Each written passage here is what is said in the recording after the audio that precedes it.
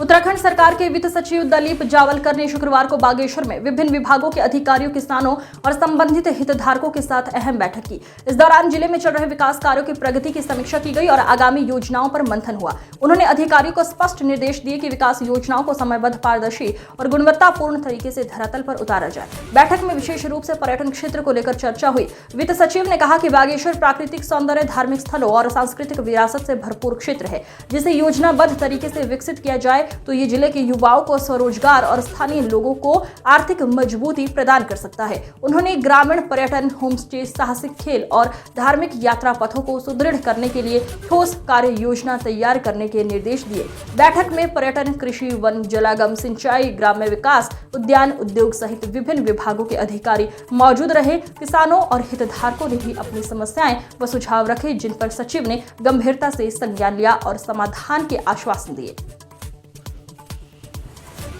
एक माननीय मुख्यमंत्री जी का ये इनिशिएटिव है कि जो अधिकारी अपने पहली पोस्टिंग पर जहाँ रहे हुए हैं तो वो अपने क्षेत्र में जाए और उस क्षेत्र का आकलन कर ले कि उस क्षेत्र में कितनी प्रगति हुई है। जब हम लोग तैनात थे इस जनपद में, सेवारत थे, तो तब की स्थिति क्या थी और अब की स्थिति में क्या अंतर पड़ा हुआ है, कौन कौन से क्षेत्र में विकास हुआ है, कौन कौन से क्षेत्र में विकास की अभी भी संभावनाएं हैं, इसका एक असेसमेंट करने के संदर्भ में एक निर्देश प्राप्त हुए थे, जिसके क्रम में भी मैं यहाँ पर आया हुआ था और हमने विविध स्टेक होल्डर्स के साथ इसमें एक बहुत ही सकारात्मक एक बैठक की गई। तो उसका मुख्यतः नतीजा हम लोगों का आ रहा है कि यहाँ पर अभी भी बहुत मुख्यतः से हम लोगों ने इंडस्ट्री से बात करी, टूरिज़्म के स्टेक होल्डर से बात करी, महिला एसएचजी से बात करी, कृषकों से बात करी।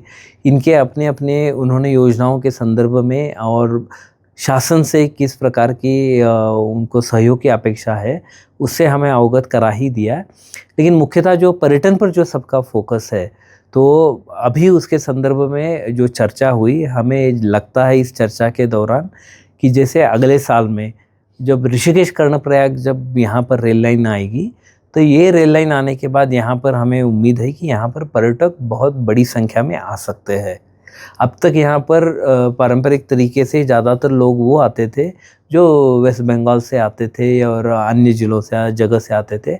लेकिन इस रेल लाइन से और अभी हाल फिलहाल में उड़ान से जो बागेश्वर की कनेक्टिविटी हुई है, उसके चलते बहुत सारे लोग आपके एनसीआर से आएंगे और वो दिल्ली के अगल बगल के राज्य, वहाँ के उपनगर, वहाँ से आने वाली क्राउड को हम लोग अच्छी सेवाएं देने के लिए और एक अच्छा टूरिस्ट का वातावरण देने के लिए अभी हम लोग उतने शायद सक्षम है कि नहीं है, वो देखने की बात है। कुछ कार्य उसमें करने हैं। हमारे जो हमारे आज हितधारक यहाँ पर आए हुए थे निजी क्षेत्र से, उनके द्वारा करने हैं।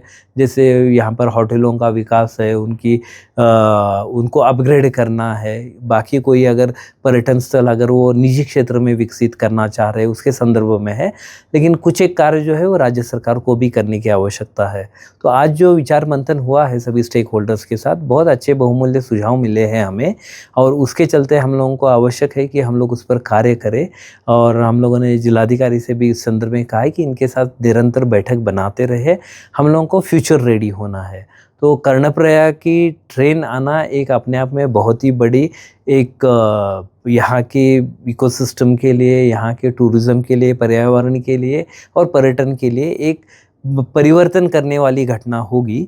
और उसके हिसाब से अभी हम लोग क्या तैयार है कि नहीं।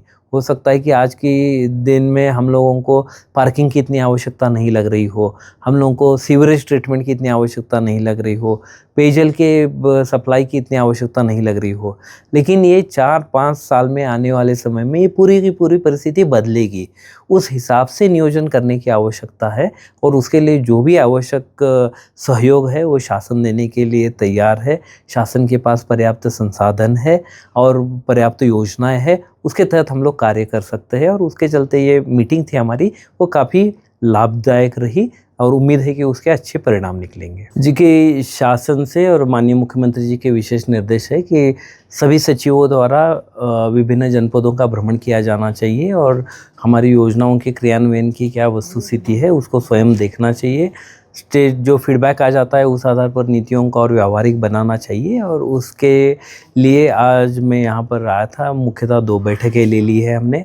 एक अधिकारियों के साथ बैठक ली थी जो योजनाओं के संदर्भ में थी, योजनाओं में कोई क्या धनाबंटन के संदर्भ में कोई अगर कमी हो रही है या उसमें कोई समस्याएं आ रही है।